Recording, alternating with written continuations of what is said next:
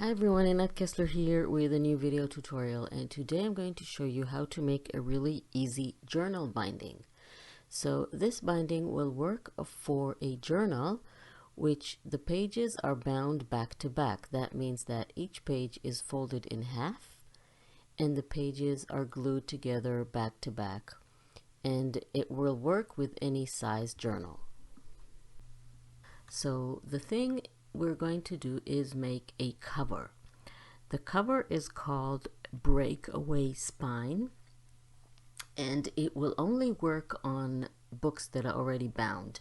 This is bound with a back-to-back system, meaning the pages are glued together back to back. They're folded in half and glued back to back. And once they're attached, we can go ahead and make the breakaway spine.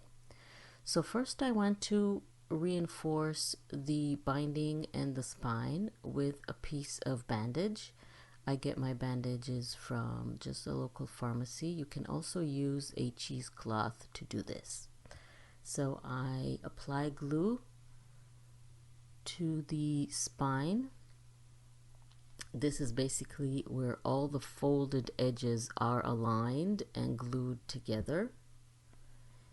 And I'm using white glue, liquid tacky glue, of course, liquid white glue. I'm just applying the glue. You can do this with a brush if you want. Just make sure there is a nice amount of glue there, and slightly going on the first and last pages, just ever so slightly. Now I'm going to take a piece of bandage and attach it to my spine. This will really reinforce the attachment between the pages that, like I said, are back to back glued. We have already used this binding system in all kinds of mini albums and mini books and so on. Just going to trim the edge because it's not straight enough, and then I'm just going to attach it along the spine like this, and then cut off the edge. And if there is an excess of little threads or something like that, then you should cut that off too, because we don't want all those threads to show, obviously. This will really reinforce the spine. It works like a fabric. If you have a paper that is lined with fabric, that will also work like a book binding paper. Just going to trim the edges on the sides. I don't need those. The bandage should be glued slightly over the pages, but not more than maybe 1/4 of an inch. That will be enough. So the rest can be cut off. So we're going to let it sit and dry. Set that aside for a minute.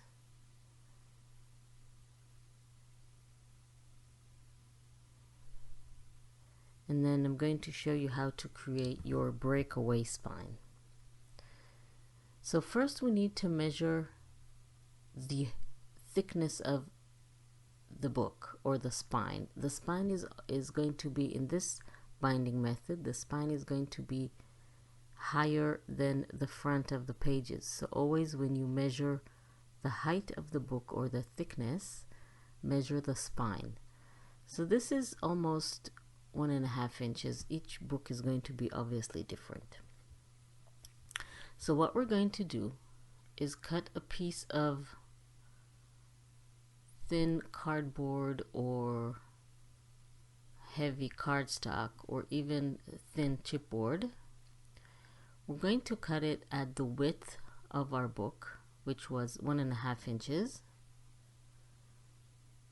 and the length of the book, which in my case is 8 inches. So you have to measure the width, the length, and the thickness So the height is 8 inches. So that should be the thickness of the book, which is 1.5 inches, and the height of the book, which is 8 inches. So your book might be different sizes, obviously. Then we're going to bring a piece of cardstock or pattern paper, or if you have a bookbinding lined paper, like I said before, any type will work. You can even use just regular fabric for this. Just if you have a nice fabric, piece of fabric scrap or something like that, then it will work as well. I'm just going to use black cardstock. Now we are going to add about 1.5 inches to the width.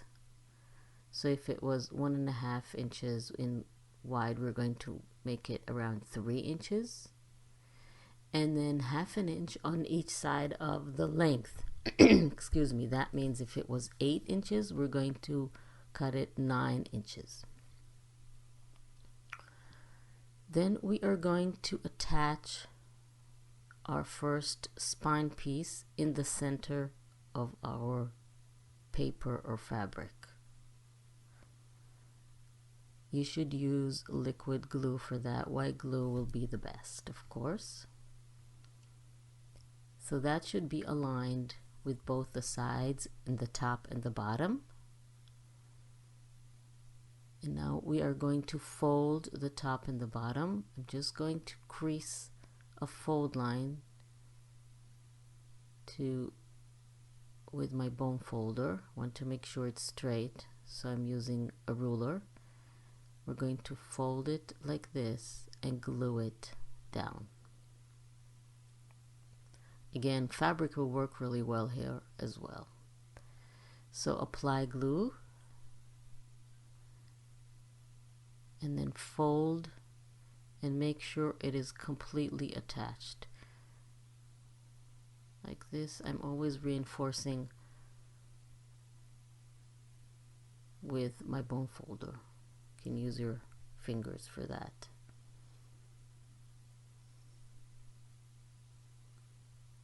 Okay. So now we need to create fold lines along the center where our piece, our cardstock piece or chipboard piece is. That is going to be folded as well. And I always like to fold it towards the inside and the outside. This is going to be a joint, so should go both ways.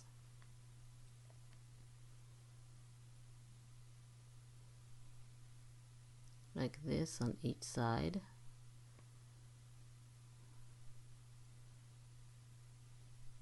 And then you measure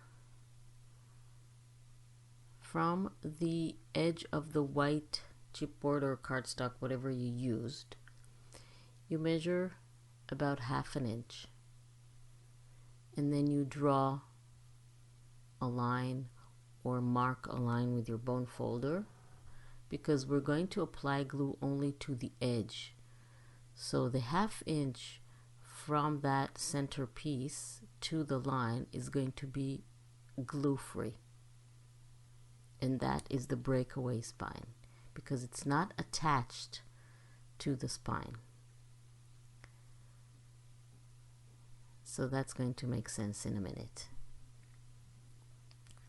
So I'm only going to apply glue from the edge to the line, to that line that I made with my bone folder, or that you marked with a pencil, the 1/2 inch line. That is the only place I'm going to apply glue, from the edge to the line on both sides.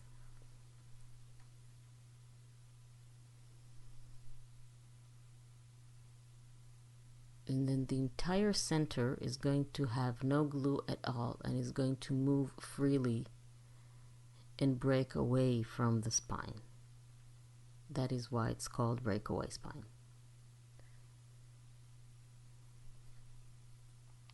Just making sure that all the corners have glue on them. So I'm going to place my book on that white piece of cardstock and then fold the paper on both sides and make sure it is completely attached. Of course, it also should be aligned with the top and the bottom.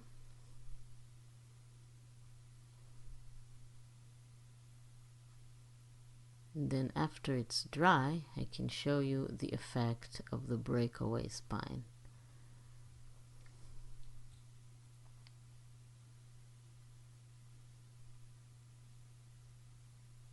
It's not dry yet, so it's moving, but you get the idea. Let's wait a few more seconds until it's dry. In the meantime, you can go ahead and cut two pieces to attach to your front and back covers to cover that end of the black cardstock. You can use fabric here, you can use pattern papers, you can use white cardstock that you add paint to it, sprays, whatever you want. It will reinforce the cover and make it look prettier and much more professional. So I'm just going to cut two pieces. Again, depending on the size of your book, they should be the exact length of the book, which in my case is 8 inches. And then since my width of the book is 5 inches, I would make it around 4 or 4.5 inches. So again, depending on the size of your book. I'm just going to use white paper that maybe later I'm going to add something to it. So this is, you see, this is 5 inches. It's obviously too wide, so I'm just going to make it 4 inches. You can make it 4.5, whatever you want. In the meantime, the breakaway spine is drying.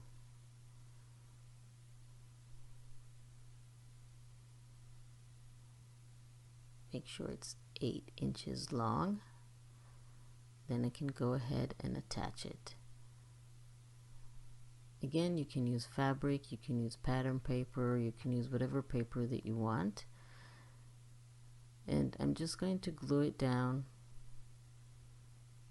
I haven't thought of what I wanted how I want my front and back to look, so that is why I'm using white paper. I'll have to think about it and then add something, but we'll see. Excuse me. The most important thing here is to make the cover like we did. So I'm attaching it, aligning it with the front and back covers, and then my art journal book will be completely bound. I really like how this turned out, and the breakaway spine allows me to really have a flexible cover and almost flat. It will lie almost flat when I open the book and go through the pages. I'm going to show you in a minute.